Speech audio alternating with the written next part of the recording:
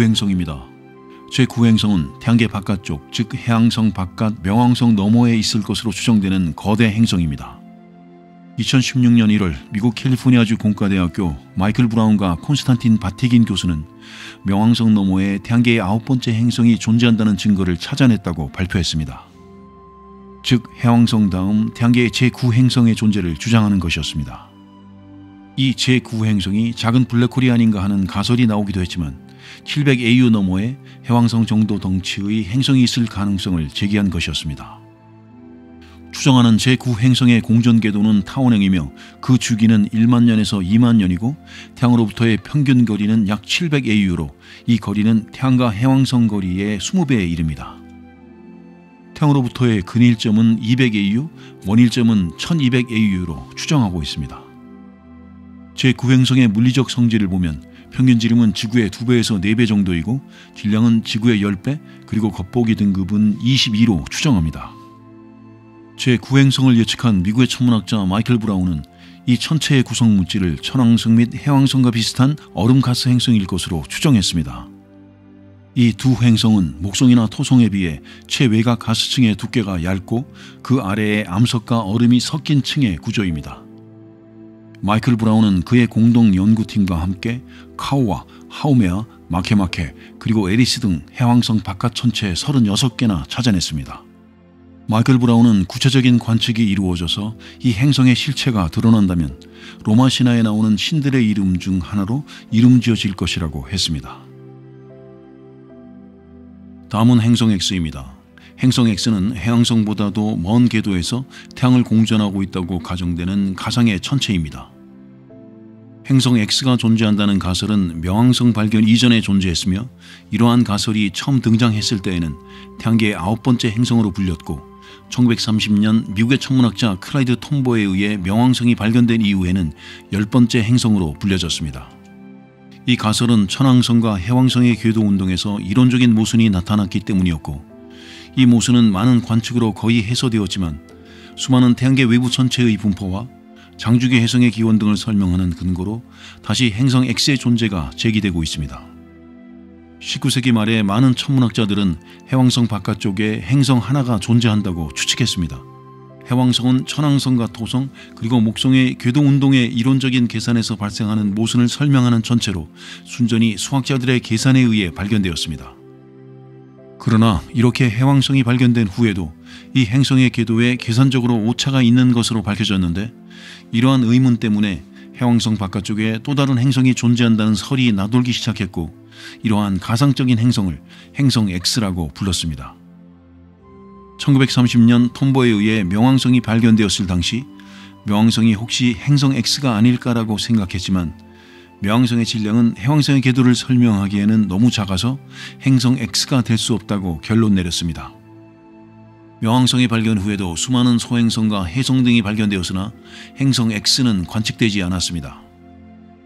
1000개 이상의 바깥쪽 천체가 발견되었으나 대부분 카이퍼벨트 천체에 속한다고 여겨졌습니다.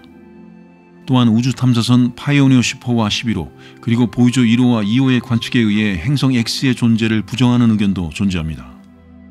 결국 현재까지 아무도 행성 X를 찾지 못하였으며 행성 X가 지구보다 3배나 크지 않을까라는 주장도 있고 지구의 공전 궤도면과 수직으로 공전할 것이라는 주장도 존재합니다.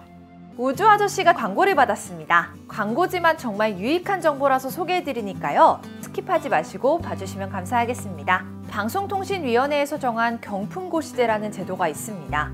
이는 인터넷 변경 시 가입자에게 일정 금액까지의 사은품을 지급하라는 통신법입니다. 인터넷은 약정이 끝날 때 바로바로 바꾸시는 분들이 그리 많지 않은데요. 이는 3년마다 받을 수 있는 현금 47만 원을 놓치고 있는 겁니다. 전화 한 통만 하면 받을 수 있는 지원금, 정직하게 최대로 지원해주는 온라인 인터넷 가입 대리점을 소개해드리겠습니다. 아주 많은 현금, 정직한 요금 추천, 당일 지급에서 첫 글자를 딴 아정당입니다. 인터넷 가입 렌탈 대리점인 아정당에서 인터넷 변경 시 최대 47만 원, 정수기 같은 작은 가전제품 렌탈 시 최대 30만 원, 최대 77만 원이라는 지원금을 당일 지급해주는 업계 1위의 대리점입니다. 상담 또한 간편합니다. 365일 밤 10시까지 전화 상담이 가능해서 바쁜 직장인분들에게는 희소식이 틀림없습니다. 아정당은 확실한 신뢰를 바탕으로 매년 5만 명의 고객이 신규 가입하고 네이버 카페 회원수도 무려 22만 명이나 보유하고 있습니다. 메인 사이트를 보시면 직원들의 얼굴을 당당하게 내걸고 있을 뿐만 아니라 요금 및 사은품도 투명하게 공개하고 있습니다. 유용한 정보가 매일 업데이트되는 구독자 14만 명의 공식 유튜브 채널도 있는데요. 인터넷 100메가 대 500메가 속도 비교 실험이나 통신사 위약금 내지 않는 7가지 방법 등 IT, 가전 리뷰 등 다양한 꿀팁들을 볼 수 있습니다. 또한 감사의 마음을 담아 매달 100만 원 상당의 최신형 휴대폰을 증정하는 구독자 이벤트도 하고 있는데요. 아래 더보기 링크를 클릭하시면 더욱 자세한 혜택을 보실 수 있습니다. 인터넷 가입이나 가전 렌탈 시 잊지 마시고 꼭 아정당에 전화 상담 신청해보세요. 다음은 벌컨입니다. 벌컨은 태양과 수성 사이에 있을 것이라고 여겨지는 행성입니다. 벌컨의 존재는 수성의 공전 궤도의 이상한 점을 설명하기 위한 가설이었으나 일반 상대성 이론으로 설명이 가능하기 때문에 실제로는 존재하지 않는 것으로 결론 지어졌습니다. 프랑스의 수학자 위르뱅 르베리에는 수성 궤도의 근일점 이동과 관련하여 수성의 근일점이 이동하는 속도가 고전역학으로 예측한 수치보다 100년당 43각초 정도 차이가 나는 현상이 수성 안쪽에 행성이 더 있기 때문이라고 추측하고 그 행성의 이름을 벌컨이라고 지었습니다. 르베리에는 동일한 방법으로 해왕성의 존재를 예측하여 성공한 적이 있어서 많은 천문학자들이 벌컨의 존재에 관심을 갖고 찾기 시작했습니다. 하지만 수성 궤도에 대한 의문은 1915년 일반 상대성 이론이 발표되면서 뉴턴 역학이 설명할 수 없던 수성 근일점 이동의 관측값을 설명할 수 있어서 해소되었습니다. 하지만 아직도 수성 궤도 안쪽에 수 킬로미터 크기의 소행성이 있을 거라는 가능성을 어느 누구도 완전히 배제할 수는 없으며 이를 벌컨군이라 부릅니다. 벌컨이란 명칭은 로마 신화에 등장하는 대장장이의 신 불카누스에서 따왔습니다. 이런 이름은 천체가 태양에 가까이 붙어 있을 것이라는 가설 때문에 붙여졌습니다. 다음은 이중행성입니다. 보통 위성들은 행성을 중심으로 원에 가까운 모양으로 도는데 카론과 명왕성은 서로의 주위를 돌고 있습니다. 명왕성은 외행성으로 강등되었고 이 외행성을 도는 위성 카론과 명왕성의 관계를 정확히 말하자면 이중 외행성이라고 할 수 있습니다. 그래서 혹시 카론도 위성이 아닌 또 다른 행성은 아닌가라고 생각하게 되었고 이러한 카론과 명왕성의 관계를 이중행성이라고 부릅니다. 이중행성을 복행성이라고도 하는데 천체들 서로의 표면 위에 있는 중력 중심에 대하여 궤도운동을 하는 행성과 위성 간의 독특한 시스템입니다. 이와 유사하게 복소행성 등도 존재한다고 합니다. 지구와 달의 무게중심은 지구의 표면 내에 있기 때문에 이들 두 천체는 분명 행성과 위성의 관계 시스템입니다. 즉 위성, 달은 모행성 지구의 무게중심으로 지구를 공전하고 있기 때문입니다. 그래서 현재 태양계의 이중 행성으로는 명왕성과 그것의 위성 카론이 유력하다고 볼 수 있는데 지구와 달도 이중 행성이라고 우기는 학자도 있기도 합니다.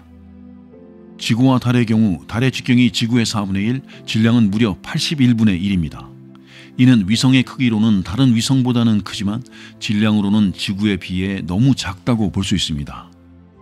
지구와 달의 중심점은 지구의 표면 안쪽에 있기 때문에 지구와 달은 이중행성이 아니다라는 의견이 지배적입니다. 명왕성과 위성 카론의 경우에는 카론의 크기가 명왕성의 절반 정도이고 질량 비율이 7:1이며 또 무게중심이 행성의 표면 안쪽에 있는 것이 아니라 우주 공간에 있기 때문에 이중행성으로 정의할 수 있습니다. 다음은 골디락스 행성입니다.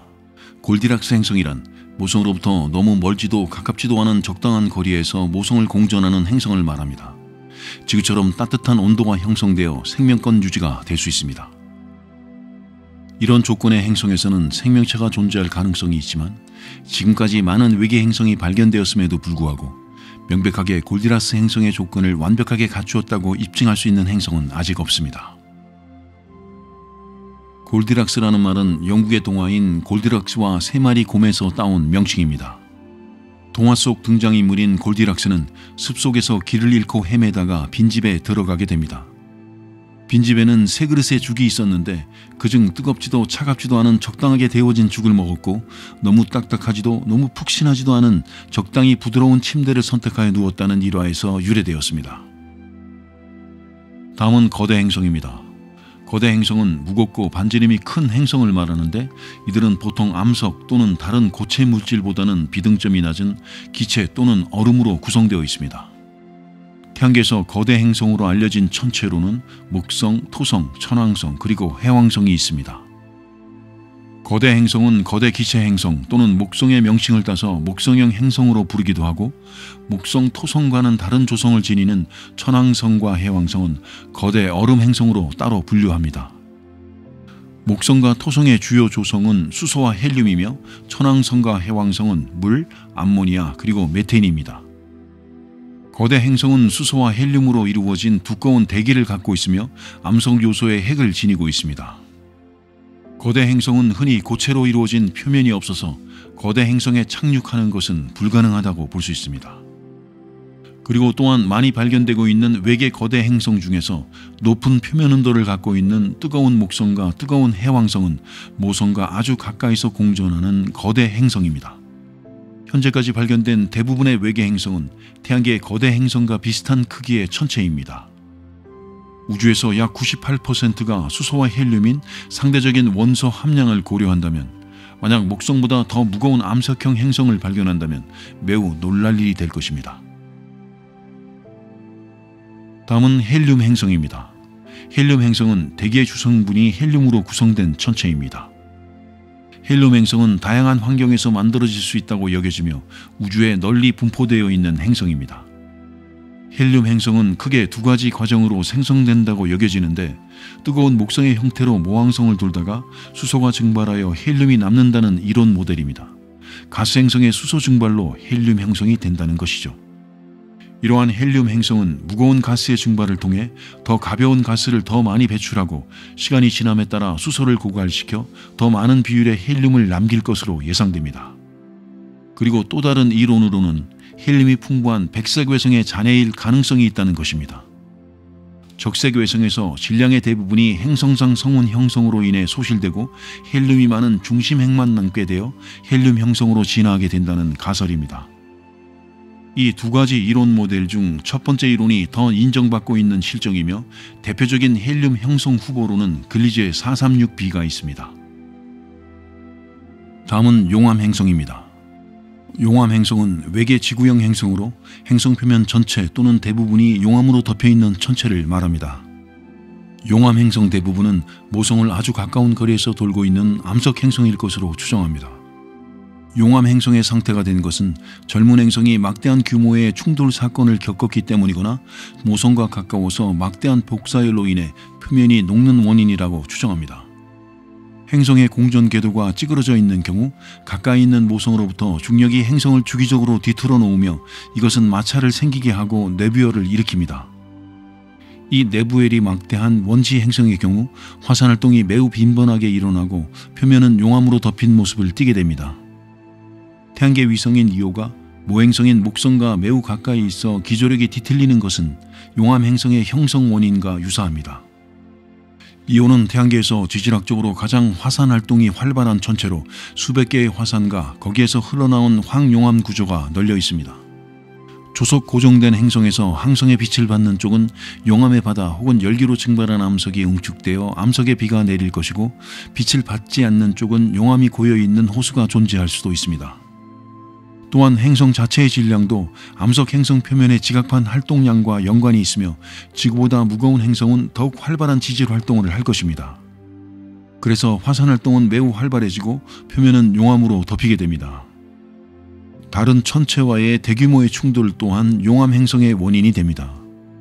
과거의 지구도 화성 정도 크기의 천체와의 충돌로 인해 표면이 용암의 바다로 뒤덮여 달이 만들어졌다는 설이 있습니다. 시뮬레이션 실험 결과 큰 운석과의 충돌이 생기면 지각의 구멍이 뚫려 암석 기체가 나오고 지구가 암석 기체로 뒤덮이게 되며 그 후에는 암석 기체가 용암이 되어 식게 됩니다. 다음은 트로이 행성입니다. 트로이 행성은 L4와 L5 라그랑주 점에 존재하는 행성을 의미합니다. 현재 밝혀진 트로이 행성을 순수하게 이론에 의한 추측이라 하지만 토성의 위성들 중 작은 트로이 위성들이 몇몇 있고 목성 궤도상에는 목성 트로이군이 무리를 지어 목성을 따라다니고 있는 것으로 여겨지고 있습니다. 앞으로 좀 더 면밀한 관측을 통해 정확한 정보가 제공될 것입니다. 다음은 부푼 행성입니다. 부푼 행성은 모성을 매우 가까운 거리에서 공전하고 있어서 내부열 또한 매우 크고 모성으로부터 강한 열 에너지를 받고 있습니다. 이처럼 내적 외적인 열 때문에 부푼 행성의 대기층은 열 팽창 상태에 있는 외계 가스 행성입니다. 목성보다 질량이 2배 이상 큰 행성의 경우 자체 중력으로 인해 대기가 부풀어 오르는 것을 막기 때문에 부푼 행성이 될 수 없지만 목성 질량의 2배 이하의 행성들은 무겁지 않기 때문에 대기가 부풀어 오르는 것을 방해하지 않아서 부푼 행성이 될 수 있습니다. 다음은 초단주기 행성입니다. 초단주기 행성은 1일 미만의 주기로 보통 태양질량의 0.88배 이하의 행성을 공전하는 외계 행성을 말합니다. 이 초단주기 외계 행성들은 매우 가까운 거리에서 모성을 돌고 있고 우리 은하의 은하 팽대부에서 지금까지 5개의 초단주기 외계 행성이 발견되었습니다. 다음은 유익한 또는 유해한 행성입니다. 현대 점성술에서 유익한 행성, 즉 길성은 매우 긍정적인 의미를 주고 있다고 여겨지는 천체인데 전통적으로 태양계에서는 목성이 가장 유익하다고 여겨지며 태양과 달 그리고 해왕성은 적당한 행운을 가져다주는 천체라고 믿고 있습니다. 또한 현대 점성술에서 유해한 행성, 즉 흉성은 나쁜 운과 불행을 초래한다고 여겨지는 천체인데 보통 토성이 가장 유해한 행성이고 천왕성과 명왕성도 불행을 주는 유해한 천체라고 믿고 있습니다. 과학자들은 이와 같은 가설을 모두 미신으로 여기고 관심을 기울이지는 않습니다. 행성평 영상의 전반부에서는 행성의 종류와 외계 행성 등 전체적인 내용을 다루고 후반부에서는 우리 태양계의 8개 행성을 하나씩 소개하도록 하겠습니다.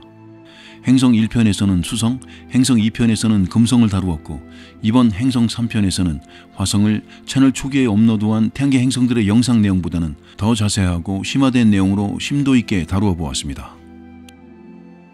다음은 화성입니다. 화성은 태양으로부터 4번째 위치한 행성이며 지구형 행성 중에서 태양으로부터 가장 멀리 떨어져 있는 행성입니다. 화성은 붉게 보이는데 그 이유는 화성 토양에 많이 함유된 빨간 산화철 때문입니다. 화성은 밤하늘에서 맨눈으로도 쉽게 관측되며 태양, 달, 금성, 그리고 목성 다음으로 하늘에서 가장 밝은 천체입니다. 화성의 이름 마르스는 로마 신화의 신 마르스와 그리스 신화의 전쟁의 신 아레스에서 따온 이름입니다. 이는 화성의 모습이 붉게 보여서 전쟁의 불길 또는 피를 연상하기 때문에 지어진 것입니다. 그리고 아레스의 두 아들 포보스와 데이모스는 화성의 두 위성의 이름이 되었습니다. 동양에서 화성은 오행설에 근거한 초자연적인 명칭으로 천문사료에서는 형옥성이라고 하였습니다. 화성은 영화나 소설의 소재로도 많이 쓰이며 지구로부터 가장 가까이 있기 때문에 태양계의 행성 중 우리의 관심을 가장 많이 끌고 있습니다. 여러 다양한 관측에 의해 생명의 존재 가능성이 제기되었고 신비감과 공포감을 동시에 가져다준 행성이 바로 화성입니다. 이러한 관심은 많은 우주선들의 화성 탐사로 이어졌고 현재까지 아직 생명체의 존재를 확인하지 못했지만 계속되는 생명체 존재에 대한 관심과 화성은 제2의 지구가 될 수 있다는 생각으로 여러 우주선들의 화성 탐사는 계속 이어질 것입니다. 그래서 화성에 대한 더 많은 정보를 확보함으로써 화성 연구에 많은 진척을 가져왔고 지금 이 순간에도 인류가 보낸 화성 탐사선들은 계속 그곳에서 탐사를 진행하고 있습니다. 물과 생명체의 발견에 대한 기대로 많은 탐사선들의 미생물을 찾기 위한 센서들이 탑재되어 화성에 보내졌습니다. 그 결과 화성에서는 다량의 얼음이 발견되었고 생명체가 존재할 가능성이 조심스럽게 제기되어지고 있습니다. 하지만 액체 상태의 물은 화성의 낮은 대기압으로 인해 존재할 수 없다는 것이 밝혀졌습니다. 화성의 표면적은 지구의 4분의 1 정도이고 부피는 지구의 10분의 1밖에 되지 않습니다. 화성의 직경은 6,794km로 지구의 12,742km의 절반 수준입니다. 화성의 둘레는 21,344km로 지구의 둘레 40,075km의 역시 절반 수준이며 자전축은 25.19도 기울어져 있는데 이것은 지구의 기울기와 거의 비슷합니다. 그래서 화성에서도 지구와 마찬가지로 계절이 나타납니다. 화성의 질량은 지구의 0.107배이고 부피는 0.151배입니다. 화성의 평균 반지름은 3,389.5km로 지구의 0.5315배로 지구의 절반 정도의 수준입니다. 화성으로부터 태양까지의 평균 거리는 약 2억 2천만 km, 즉 1.52AU 정도이며 궤도 장반경은 지구의 2.534배이고 태양계를 찌그러진 타원형으로 돌고 있습니다. 화성이 태양을 중심으로 한 바퀴 도는 공전 주기는 686.981이며 공전 속도가 느리기 때문에 화성에서의 계절의 길이는 지구에 비해 약 2배 정도입니다. 화성의 궤도 이심률은 약 9%로 다른 행성들과 비교하여 큰 편이며 태양계에서 이보다 더 이심률이 큰 궤도를 가진 행성은 수성밖에 없습니다.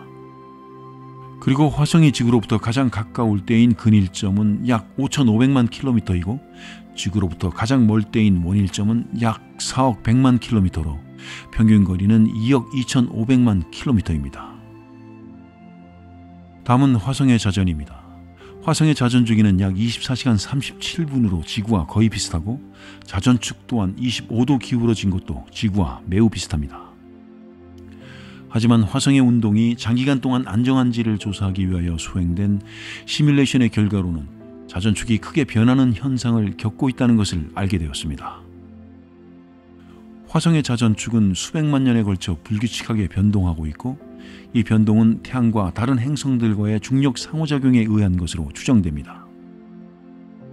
흥미로운 것은 이러한 변동 현상의 시뮬레이션이 일반 상대성 이론의 효과를 무시한다면 일어나지 않았을 것이라는 사실입니다. 이것은 태양의 중력으로 인해 생기는 시공간의 휨이 화성 궤도에서도 영향을 주고 있는 것으로 보입니다. 이것으로 지구의 기울기는 우연적으로 생기지 않았음을 의미하고 지구의 안정된 자전축은 거대한 위성인 달과의 상호작용으로 형성되었음을 알려줍니다. 다음은 화성의 온도입니다. 화성의 온도는 가장 추울 때가 섭씨 영하 140도이고 가장 더울 때는 섭씨 20도 정도로 평균 온도는 약 섭씨 영하 80도입니다. 이렇게 낮은 온도는 화성의 대기가 희박하여 열을 유지할 수 없기 때문이라고 알려져 있습니다. 다음은 화성의 지형입니다. 화성 표면은 현무암이 주성분이지만 일부 지역에서는 지구의 안산암과 비슷하게 이산화규소가 풍부하다는 증거가 발견되기도 했습니다. 화성 지각의 두께는 보통 약 50km이며 일부 지역의 최대값은 125km 정도까지도 됩니다. 화성 표면의 대부분은 산화철의 먼지로 덮여 있습니다. 표면에서 암염이나 침철석 등이 발견되었는데 이런 것들은 대체로 물이 존재할 때 생성되는 광물이기 때문에 화성의 표면에 일시적이나마 물이 존재했다는 결정적인 증거로 기록되었습니다. 화성의 대부분의 지역이 산화철의 미세한 티끌로 두께 수미터 이상 덮여 있어서 화성은 전체적으로 붉게 보입니다. 지구에서 본 화성의 표면은 확실히 북반구와 남반구 두 부분의 구역으로 나뉘어 있습니다.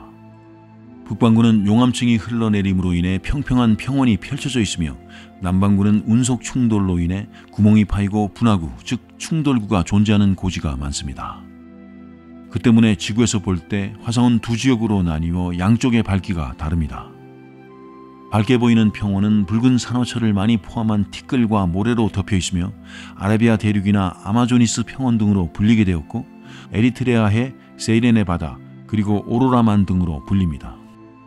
또한 화성에는 화성의 흉터라고 불리는 태양계에서 가장 큰 협곡지대가 있는데 그것의 이름은 메리노 계곡, 발레스 메리너리스입니다.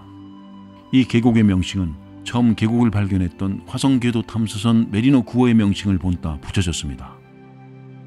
발레스 메리너리스 또는 메리너 계곡이라 불리는 이 계곡은 화성 표면의 타리시스 융기부 동편에서 화성의 적도에 따라 뻗어있는 계곡입니다. 이 계곡의 길이는 4,000km 이상이고 폭은 200에서 400km 정도에 달하며 깊이는 최대 8km에 이릅니다. 이 계곡의 길이는 화성 둘레의 대략 4분의 1에 달합니다. 태양계에서 메리노 계곡보다 더 긴 것은 지구의 열곡대와 금성의 발티스 계곡밖에 없습니다. 이 계곡의 형성 과정에 대해서는 물에 의한 침식이나 혹은 빙하지대에서 영구 동토층이 녹는 열카르스트 활동에 의한 침식 때문일 것이라는 설이 발견 당시 제기되었고, 최근에는 화성의 지각을 이루는 거대한 판의 균열이라는 주장이 제기되었습니다. 또한 화성에서 가장 큰 충돌구는 헬라스 분지인데, 이곳은 밝고 가벼운 붉은 모래로 덮여 있습니다. 이 충돌구의 깊이는 최저 7,152m이며 이는 달의 남극점 에이트켄 분지에 비해 3,000m 더 깊고, 지름은 최대 서쪽에서 동쪽으로 2,300여 킬로미터까지 뻗어 있는데, 이는 육안 관측이 가능한 큰 충돌구입니다. 헬라스는 아마도 태양계에서 두세 번째로 큰 충돌구일 것입니다. 그리고 화성에는 타리시스 고지에 태양계에서 가장 높은 그 유명한 올림푸스 산이 존재합니다. 이 산은 지구에서 가장 높은 에베레스트 산을 무려 3개를 쌓아 놓을 정도로 높습니다. 올림푸스 산의 높이는 약 25km이며 너비는 약 550km입니다. 이 정도의 높이라면 지구에서는 성층권의 오존층까지 닿을 높이이며, 이 정도의 너비라면 한반도를 다 채워놓고도 남을 정도입니다. 태양계에서 수성 다음으로 작은 행성이 가장 큰 산을 보유하고 있는 셈입니다.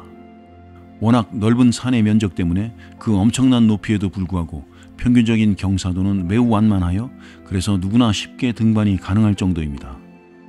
산의 경사도가 워낙 완만하여 1km를 오를 때마다 달랑 40m 정도 오르는 셈이 됩니다.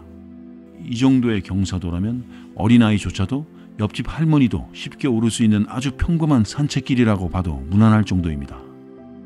워낙 산이 넓어서 산 모양이 시야에 들어오지 않는데 도대체 이것이 산인지조차도 못 느낄 정도입니다. 그리고 또한 화성의 낮은 온도로 인해 화성의 극지방에는 물과 이산화탄소의 얼음으로 된 극관이 존재합니다. 화성의 극관은 17세기 네덜란드의 수학자이자 물리학자이자 그리고 천문학자인 크리스티안 하이언스가 처음 관측했습니다. 극관이란 화성의 두 극지역에 얼음과 눈으로 덮여있는 흰 부분, 즉 거대한 얼음 덩어리를 말하며 극관의 주성분은 드라이 아이스입니다. 화성의 극관이 생성된 이유는 화성의 대기 구성 분포를 보면 이산화탄소 비율이 대략 95%로 가장 많기 때문입니다. 이러한 이산화탄소가 화성의 양쪽 극지방에 아주 혹독한 추위를 만나게 되면 바로 꽁꽁 얼어버리게 되는 것입니다. 화성의 극관은 2개 층으로 이루어져 있으며 그 상층부는 이산화탄소가 응결되어 드라이아이스로 형성되어 있고, 하층부에는 물이 응결되어 얼음으로 그 형태를 유지하는 구조입니다. 화성의 극관은 태양 복사가 더 적어서 지표 온도가 낮으므로 화성의 계절에 의해 변화하는데, 봄에서 여름에 걸쳐 극관은 급속히 축소되며 많은 구름이 발생하고, 늦여름이 되면 극관은 거의 완전히 없어지게 됩니다. 겨울에는 온도가 섭씨 영하 125도 이하로 내려가서 다시 극관은 형성됩니다. 다음은 화성의 대기입니다. 화성의 대기는 아주 희박합니다. 지표 부근의 대기압은 약 0.006 기압으로 지구의 약 0.75%에 불과합니다. 이렇게 희박한 대기는 중력이 작기 때문입니다. 화성 대기의 구성은 이산화탄소가 약 95%, 질소가 약 3%, 아르곤이 약 1.6%이고 다른 미량의 산소와 수증기 등을 포함합니다.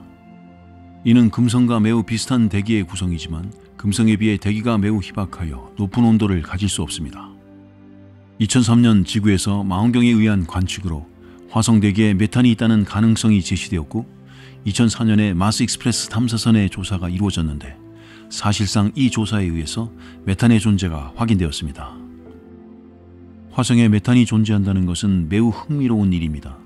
왜냐하면 화성의 환경에서 금방 소멸해버리는 메탄이 발견된다는 것은 어디선가 끊임없이 아니면 적어도 최근 100년 이내에 가스의 발생 요소를 보충받고 있음을 알려주는 암시이기 때문입니다. 가스의 생성 원인으로는 화산활동이나 해성의 충돌 등으로 생명의 존재 가능성을 짐작해 볼 수 있으나 아직까지는 그 어떤 것도 확인된 것은 없습니다. 화성의 대기는 크게 변동합니다. 겨울 몇 개월간 극지방에서 밤이 계속되면 지표는 매우 저온이 되고 대기 전체의 약 25%나 얼어버려서 대기압이 낮아집니다. 이후 그게 다시 햇빛이 비추는 계절이 되면 얼었던 이산화탄소가 승화, 즉 고체에서 기체로 변하여 극지방에 강한 바람을 발생시킵니다. 생성된 강한 바람은 화성의 먼지 등을 이동시키는데 이 현상을 먼지 폭풍이라고 합니다. 이것으로 인하여 지구에서 바라보는 화성의 모습이 변하는 원인이 됩니다. 화성 표면을 덮고 있는 고온 모래 입자 때문에 먼지 폭풍이 없을 때에도 화성의 대기는 초미세먼지가 많이 포함되어 있습니다. 이 때문에 화성 표면에서 바라본 하늘은 밝은 갈색이나 옅은 주황색 계열의 붉은색일 것입니다. 화성의 대기는 크게 외권과 대기 상층부, 대기 중층부, 그리고 대기 하층부로 구분할 수 있는데 외권은 약 200km 고도부터 시작되며 고도가 상승할수록 대기가 갈수록 미약해지다가 진공에 가까워질 것이라 추측하고 있습니다. 우주 공간의 진공보다 약간 짙은 정도의 대기가 존재한다고 보면 됩니다. 대기 상층부는 매우 온도가 높은 대기층이며 대기 중층부는 화성에 존재하는 제트기류가 부는 층이고 대기 하층부는 비교적 따뜻한 구역으로 떠다니는 먼지와 지열의 영향을 받습니다. 다음은 화성의 자기권입니다. 화성의 자기장 세기는 지구의 대략 800분의 1이라고 알려져 있으며 이는 매우 작은 값입니다. 화성의 자전 속도는 지구와 비슷하며 과거 화산 활동을 근거로 액체로 된 내부가 있을 것이라고 여겨집니다. 따라서 화성은 어느 정도 강한 자기장을 가지고 있어야 하지만 측정 결과 자기장이 매우 약하다는 점에서 보편적인 자기장을 설명해주는 다이너모 이론으로 설명이 어렵습니다. 여기서 다이너모 이론이란 물리학 용어로 지구나 항성과 같은 천체들이 자기장을 형성하는 메커니즘으로 설명하는 이론입니다. 이 이론은 회전과 대류 및 전기 전도성 유체를 통하여 어떻게 천문학적 시간에 걸쳐 자기장을 유지할 수 있는지를 설명합니다. 이 이론은 지구 자기장의 원인을 가장 잘 설명해주는 이론으로 여겨지고 있습니다. 다음은 화성의 위성에 대해 알아보겠습니다. 화성은 2개의 위성을 거느리고 있는데 그 두 위성들의 이름은 포보스와 데이모스입니다. 두 위성은 모두 1877년 미국의 천문학자 아사프 홀에 의해 발견되었고 그리스 신화에 나오는 마르스의 두 아들의 이름을 따 지어졌습니다. 두 위성은 자전주기와 공전주기가 같아서 항상 같은 면만 화성으로 향하게 됩니다. 먼저 포보스입니다. 포보스는 그리스 신화에 나오는 신의 이름인 아레스의 아들 공포를 의미하는 포보스에서 따왔습니다. 포보스의 공전주기와 자전주기는 7시간 39분 12초로 동일하고 반지름은 11.26km입니다. 화성의 표면으로부터 6,000km 떨어져서 또 다른 위성 데이모스보다 안쪽 궤도를 돌고 있습니다. 포보스는 작고 불규칙한 모양을 하고 있으며 화성을 도는 궤도는 화성의 자전 속도보다 빨라서 10년마다 수미터씩 화성 표면에 가까워지고 있는데 이런 계산이라면 약 5천만 년 뒤에는 화성 표면과 충돌하게 될 것이라 내다보고 있습니다. 다음은 데이모스입니다. 데이모스의 공전주기와 자전주기는 1일 6시간 17.9분으로 동일하고 화성으로부터 약 23,500km 떨어져 있습니다. 데이모스의 반지름은 6.2km 정도이고 표면은 회색이며 매우 어둡습니다. 데이모스는 원래 포보스와 함께 소행성 때에 있었는데 강력한 목성의 인력으로 소행성 때로부터 튕겨져 나와 근처의 화성에게 포획되었다는 설이 가장 인정받고 있습니다. 데이모스는 현재 화성으로부터 점점 멀어지고 있으므로 언젠가는 화성을 탈출하여 사라지게 될 것으로 예측됩니다. 다음은 화성 탐사입니다. 화성 탐사에서 중요한 것은 발사를 언제 하느냐인데 발사의 최적기가 있기 때문입니다. 화성과 지구의 공전 궤도가 일치하지 않기 때문에 지구에서 화성과의 거리는 항상 변화합니다. 그래서 지구와 화성 간의 거리가 가장 짧아지는 약 780일마다 한 번씩 찾아오는 근접기의 탐사선을 발사하는 것이 가장 유리합니다. 화성 탐사를 먼저 시작한 나라는 구소련입니다. 구소련은 일찍이 마스믹 프로젝트를 진행하며 첫 번째 결과물을 내놓았습니다. 그것이 마스닉 1호인데 1960년 10월 10일 화성 접근을 목적으로 발사되었습니다. 하지만 3단계 로켓에서 이상 현상이 발생하여 대기권마저도 벗어나지 못한 채 바다로 추락하고 맙니다. 그리고 미국이 뒤를 이었고 그래서 1960년대 구소련과 미국은 서로 경쟁하듯 화성으로 탐사선을 발사했습니다. 구소련은 곧이어 마스닉 2호를 1960년 10월 14일에 발사하였으나 작동 이상으로 실패하여 결국 마스닉 프로젝트는 실패로 돌아가게 됩니다. 결국 구소련은 1960년 2개의 탐사선을 화성 궤도를 지나쳐 돌아오는 목표로 발사했으나 모두 실패하는 경험을 하게 되었습니다. 구소련은 마스닉 프로젝트를 거울 삼아 1962년 다시 돌아오는 최적기에 3기를 연달아 발사하여 성공 확률을 높여보려는 계획을 갖고 있었습니다. 그러나 1962년 10월 24일 첫 번째로 발사된 스푸트니크 22호는 발사 직후 폭발하였으며 두 번째로 마스 1호도 1962년 11월 1일 발사되었지만 역시 지구 궤도를 벗어나 화성의 19만 5천 킬로미터까지 접근한 뒤 교신이 두절되었습니다.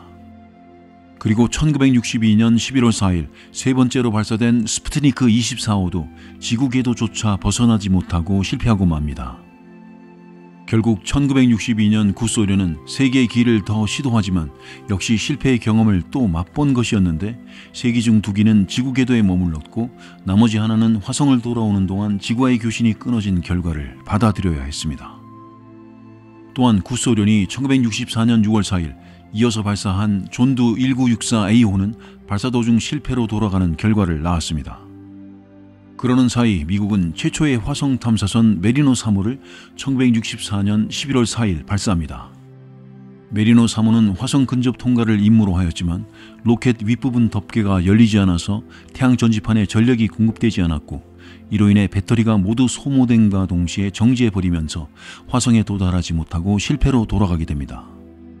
미국은 이어서 한 달이 채 되지 않은 1964년 11월 28일 메리노 3호에 이어 메리노 4호를 쏘아보냈습니다. 메리노 4호는 8개월간의 항해 끝에 1965년 7월 14일 드디어 화성 접근에 성공하며 최초로 화성 탐사를 시작한 탐사선으로 기록됩니다. 메리노 4호는 1965년 7월 14일 화성 궤도에 접근하여 최초로 화성의 사진을 지구로 전송하였습니다. 메리노 4호의 화성 탐사가 본격화되었고 메리노 4호가 보내준 사진 속엔 달 모양처럼 보이는 화성의 분화구들이 있었으며 이것들은 서리가 덮인 추운 화성의 밤 모습이었습니다. 메리노 4호는 1967년 12월 21일 화성 탐사 임무를 종료하였습니다. 그리고 구소련은 존두 1964A호의 실패를 만회하고자 미국의 메리노 4호의 발사 이틀 후인 1964년 11월 30일 존두 2호를 발사합니다. 그러나 존두 2호는 발사 후 약 6개월 후 자세 조정을 하던 중 통신이 끊겨 존두 2호 계획도 역시 실패로 돌아가게 됩니다. 그 후 미국은 1969년 2월 25일에 메리노 6호를 발사합니다. 메리노 6호는 화성 표면의 대기 조사와 장기간의 우주 탐사 임무에 대비한 기초조사, 그리고 외계 생명 탐색을 위한 기초조사 등을 목표로 하였습니다. 메리노 6호는 1969년 7월 31일 화성에 접근하여 적도와 남극지방의 상공을 비행하였고 대기와 표면의 수많은 사진을 촬영하여 지구로 전송하였으며 1969년 8월 임무를 종료하게 됩니다. 그리고 미국은 1969년 3월 27일 메리노 7호를 메리노 6호 발사 한 달 후 연달아 발사하게 됩니다. 메리노 6호의 보충적인 탐사 임무를 띈 메리노 7호는 발사 약 5개월 뒤인 1969년 8월 5일 화성 접근에 성공하고 대기와 표면 등의 좀 더 상세한 탐사 임무를 수행하게 됩니다. 계속된 실패를 겪으면서 화성 탐사 계획에서 미국에 뒤처지게 된 구소련은 화성 궤도 진입을 목적으로 1969년 3월 27일에 마스 1969A호를 1969년 4월 2일에 마스 1969B호를 이렇게 총 2대의 탐사선을 보내게 되는데 역시 이 2대의 탐사선마저 지구 대기권을 채 벗어나지도 못한 채 바다로 추락하여 1969년 8월 임무를 시작도 하지 못한 채 종료하게 됩니다. 그리고 미국도 1971년 5월 9일 메리노 8호를 아틀라스 로켓에 의해 발사하지만 기기 결함 발생으로 발사 직후 대서양으로 추락하여 실패하고 맙니다. 그리고 메리노 8호의 실패를 뒤로하고 미국은 1971년 5월 30일 메리노 9호를 발사합니다. 메리노 9호는 1971년 11월 13일에 마침내 화성 궤도 진입에 성공하여 세계 최초로 다른 행성의 궤도에 오른 우주선으로 기록됩니다. 메리노 9호는 화성의 위성 포보스의 사진을 찍어 지구로 전송하였습니다. 메리노 9호는 화성 궤도상에서 촬영한 7,300여 장의 사진을 지구로 전송하였고 이 사진들은 화성 표면의 약 80%를 담고 있었습니다. 올림푸스 화산, 화성의 강바닥, 충돌구, 협곡, 바람과 물에 의한 침식, 퇴적, 그리고 안개 등 화성의 여러 표면 정보를 보여주었습니다. 그리고 구소련은 화성궤도 진입과 화성 착륙을 목표로 마스 2호를 1971년 5월 19일에 발사하여 마침내 1971년 11월에 화성궤도 진입에 성공합니다. 하지만 화성 착륙 단계에서 모래 폭풍으로 인해 추락하며 1972년 8월에 임무가 종료됩니다. 그리고 구소련은 9일 후인 1971년 5월 28일 마스 3호를 발사하여 드디어 화성궤도 진입과 착륙에 모두 성공한 최초의 화성 탐사선이 되지만 착륙 직후 화염에 휩싸이며 그 순간 지구와 교신이 끊기게 됩니다. 이후 구소련은 1973년 7월 21일 화성궤도 진입을 목표로 하고 마스 4호를 발사하지만 화성 근접 도달에는 성공하였으나 궤도 진입에는 실패하게 됩니다. 그리고 화성 착륙을 목표로 하여 1973년 7월 23일 발사된 마스 5호는 화성궤도 진입에는 성공하지만 진입 후 9일 만에 통신이 두절되어 완벽한 임무 수행을 거두지 못하고 부분적인 성공에 그치고 맙니다. 또한 1973년 8월 5일 발사된 마스 6호는 궤도 진입까지는 성공하였지만 착륙 과정에서 통신이 끊겨 임무가 종료되었습니다. 그리고 1973년 8월 9일 발사된 마스 7호는 화성 대기로 진입하기 위한 절차조차 진행하지 못하고 장비 고장으로 실패하여 현재까지도 태양 궤도를 돌고 있는 것으로 추측됩니다. 그리고 화성 탐사에서 한 박자 쉬어간 미국은 1975년 화성의 생명체 존재 여부를 알아보기 위한 야심찬 화성 탐사 프로젝트 바이킹 계획을 실시하게 됩니다. 그 계획의 일환으로 1975년 8월 20일 바이킹 계획의 첫 탐사선인 바이킹 1호가 발사되었습니다. 바이킹 1호는 궤도선과 착륙선을 함께 가지고 액체 수소와 액체 산소를 연료로 사용하는 최초의 로켓인 산타우르 로켓과 함께 발사되었습니다. 바이킹 1호는 약 10개월간의 비행 끝에 1976년 6월 19일 화성 궤도에 진입하였습니다. 진입 후 착륙선은 궤도선으로부터 분리되어 1976년 7월 20일 마침내 화성에 착륙하게 됩니다. 바이킹 2호도 1호에 이어 궤도 진입과 착륙에 성공하면서 미국의 바이킹 계획은 매우 의미 있는 성과를 거두게 되었습니다. 이 임무를 통해 인류는 화성의 첫 번째 컬러 사진과 더욱 확장된 과학적 정보를 얻을 수 있었습니다. 바이킹 1호는 1982년 11월에, 2호는 1980년 4월에 임무가 종료되었습니다.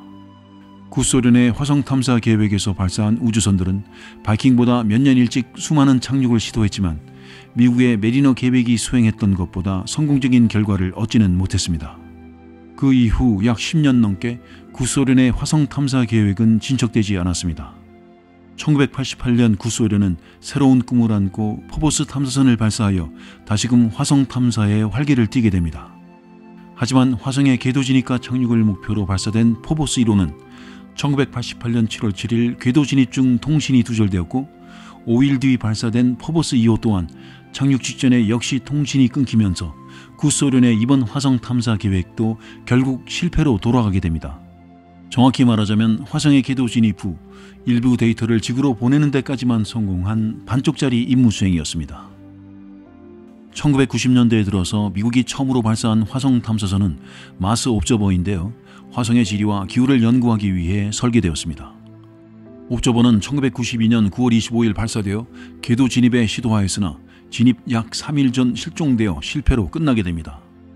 이것은 옵저버 계획의 처음이자 마지막 탐사선이었습니다.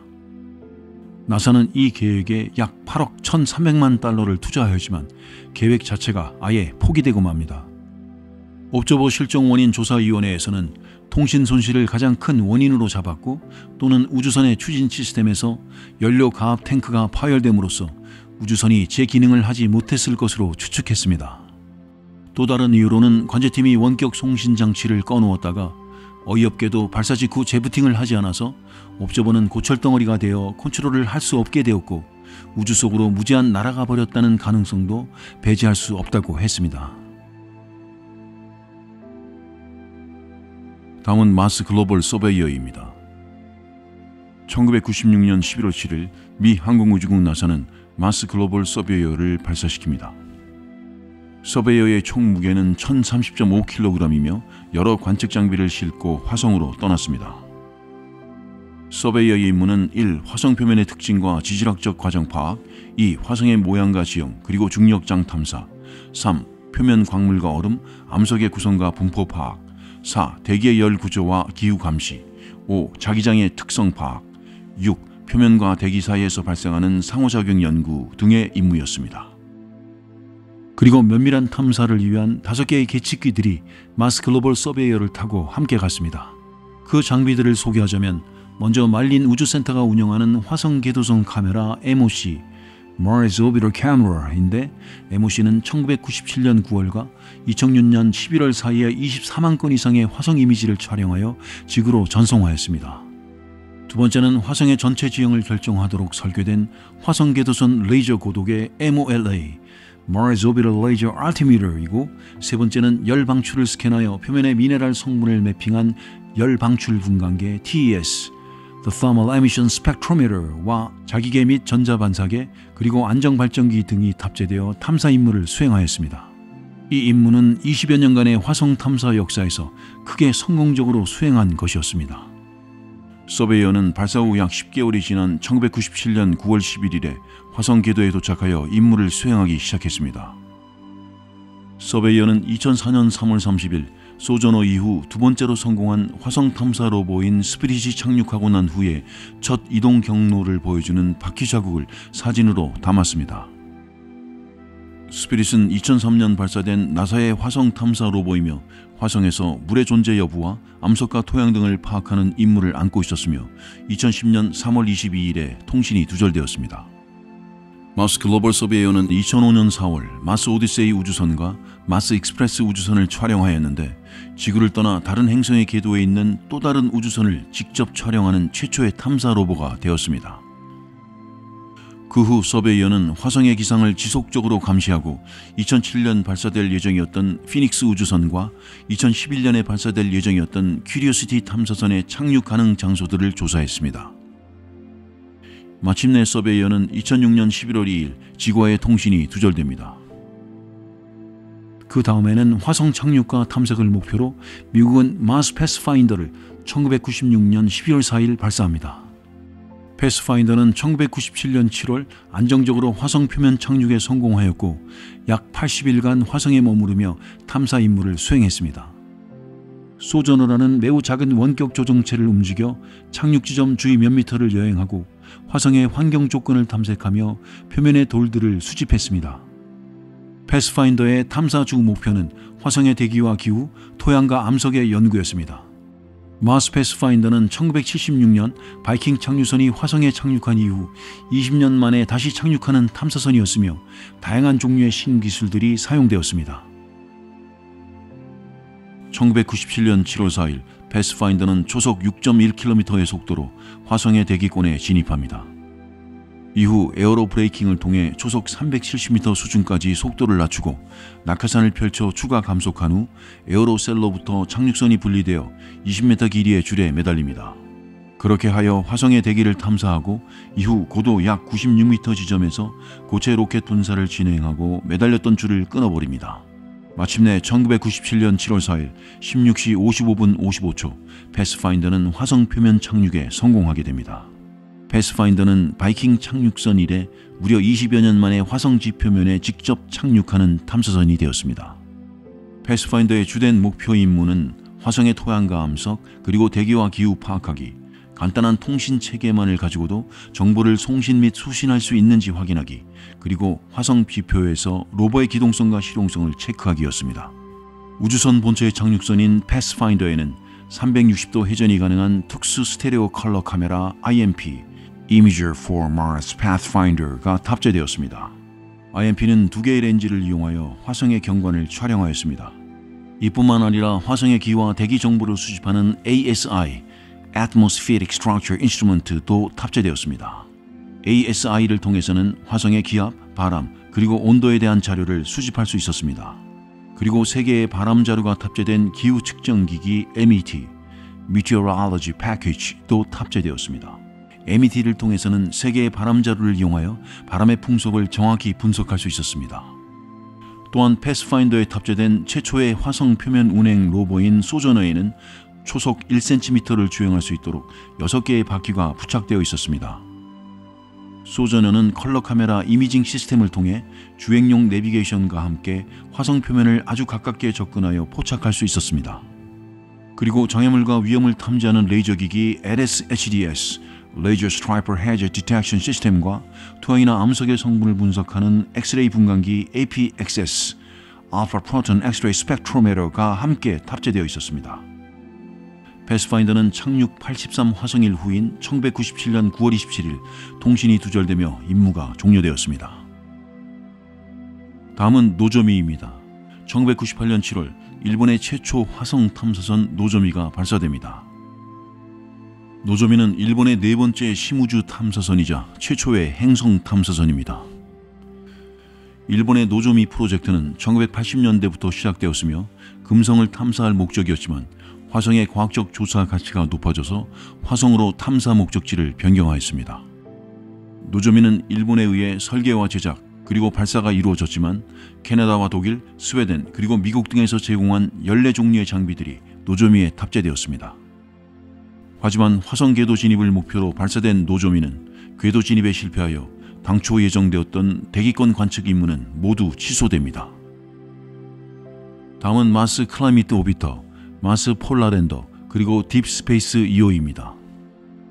1998년과 1999년 미국은 화성 궤도 진입을 목표로 하는 화성기후 궤도선 마스 클라이미트 오비터와 화성 착륙을 목표로 하는 마스 폴라랜더와 딥스페이스 2호를 쏘아보냅니다. 당초 궤도 진입을 목표로 했던 마스 클라이미트 오비터는 1999년 화성 궤도에 진입하였으나 미터법의 오류로 인해 화성 표면에 직접 충돌하면서 임무가 종료되었습니다. 그리고 마스 폴라랜더와 딥스페이스 2호는 착륙 직전 통신이 두절되어 버립니다. 다음은 마스 오디세이입니다. 2001년 4월 7일 화성 표면 지도 작성을 주 임무로 하여 나사의 화성 탐사선 마스 오디세이가 발사되었습니다. 마스 오디세이호는 발사 30분 만에 지구 궤도를 이탈하여 4억 6천만 킬로미터에 이르는 화성까지의 긴 여정을 시작했습니다. 오디세이호에는 적외선 이미지를 만드는 역할을 하는 열 방출 이미징 시스템과 화성의 계절을 측정하는 감마선 분광계 GRS, Gamma Ray Spectrometer와 화성의 방사능 환경에서 데이터 수집을 위한 화성 방사능 환경 실험 MARIE, Mars Radiation Environment Experiment 등의 기기가 탑재되었습니다. 오디세이는 2001년 10월 24일 약 6개월간의 비행 끝에 화성 상공 400km 궤도에 진입하였고 기후와 지질학적 역사를 조사하는 임무를 수행하였습니다. 오디세이는 2002년 2월 열 방출 이미징 시스템으로 화성 표면 온도에 관한 사진들을 지구로 보냈습니다. 오디세이는 화성 지표면의 화학적 성분을 분석하고 물과 얼음의 흔적을 찾아내는 성과를 올렸습니다. 다음은 마스 익스프레스입니다. 2000년대에 들어서 유럽 국가들도 화성 탐사에 뛰어들게 됩니다. 그래서 제작된 것이 마스 익스프레스인데 이것은 무인 탐사선으로 유럽 우주국가 러시아의 우주과학자들이 협업하여 만든 화성 탐사선입니다. 러시아의 소유주 로켓에 실려 2003년 6월 2일 발사되었으며 2003년 12월 25일 화성 상공 274km 지점에 도달하여 궤도 진입에 성공합니다. 마스 익스프레스는 마스 오비터와 착륙선 비글 2호로 구성되어 있습니다. 비글 2호는 화성에 착륙하여 생명체 존재 흔적 탐색과 지표 지도 작성, 그리고 토양과 암석의 성분을 분석할 계획이었으나 착륙 직후 통신이 두절되어 2004년 2월 6일 실종되었습니다. 그러나 마스 익스프레스는 계속하여 화성 표면을 관찰하는 임무를 수행하였고 2004년 1월 23일 화성의 남극에서 물 분자가 존재하는 지점을 찾아냈습니다. 다음은 오포튜니티입니다.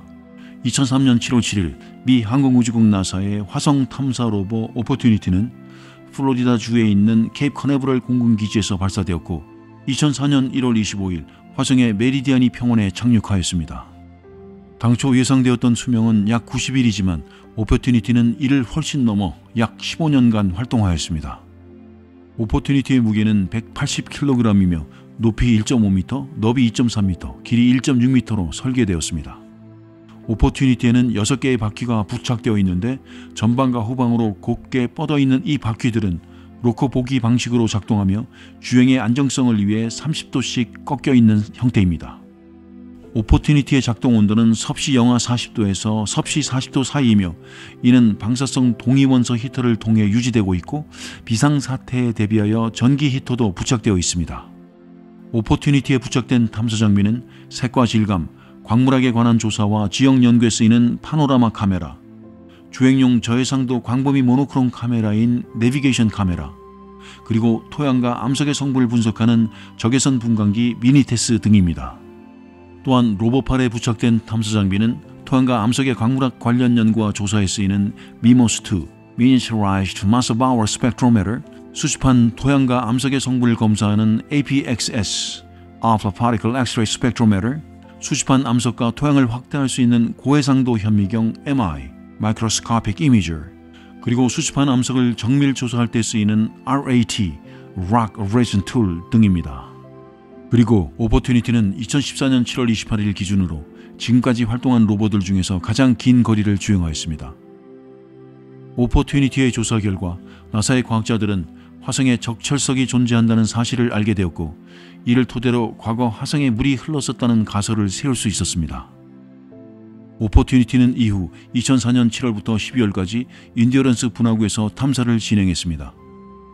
그리고 자신의 열 차폐막이 버려진 곳 근처에서 전혀 훼손하지 않은 운석을 발견하였는데, 이는 열 차폐막에서 이름을 따 Heat Shield Rock이라고 이름 붙여졌습니다. 오퍼튜니티는 탐사 중 여러 사고를 겪었습니다. 2005년 4월 말부터 6월 초까지 약 한 달이 넘는 기간 동안 모래 언덕에 바퀴 몇 개가 파묻히는 일이 발생했습니다. 이를 해결하기 위해 지구에서는 약 6주간 손상 없이 최대한 안전하게 바퀴를 빼내어 활동을 재개할 수 있는 방안을 실험한 후 원격 명령을 실행한 결과 오퍼튜니티는 성공적으로 빠져나와 다시 탐사를 진행할 수 있게 되었습니다. 그 후 오퍼튜니티는 2005년 10월부터 2006년 3월까지 약 5개월 동안 화성 남쪽의 빅토리아 분화구를 향해 주행하다가 중간에 얕고 넓은 지형을 가지고 있는 에레보스 분화구에 들렀는데, 이때 부착된 로봇팔에 기계적인 문제가 발생하는 사고도 있었습니다. 그리고 2006년 9월 말 빅토리아 분화구에 도착하여 탐사를 개시하였으며, 2007년 6월에는 다시 탐사를 시작했던 원점으로 돌아왔고, 2007년 9월부터 2008년 8월까지 약 11개월간 자세한 탐사를 진행했습니다. 이후 탐사를 마친 오퍼튜니티는 빅토리아 분화구를 떠나 2011년 8월 9일에 인데버 분화구에 도착하여 요크고지라는 지형으로 이동했으며, 그곳에서 기구를 통해 암석의 성분을 분석하고 2013년 여름까지 주변 환경을 조사했습니다. 오퍼튜니티는 태양 전지판에 낀 먼지로 인해 2013년 1월부터 발전량이 50% 정도로 감소했었으나 2014년 5월 13일에 평소 수치를 회복하였습니다. 2015년 9월 25일 오퍼튜니티는 화성의 남반구에서 탐사를 진행했고, 화성에서의 겨울이 시작되자 태양빛이 북반구에 집중적으로 도달하게 되어버렸으며, 이에 오퍼튜니티는 최대 출력을 낼 수 있는 각도와 방향으로 태양광판을 조정한 후 활동을 최소화했습니다.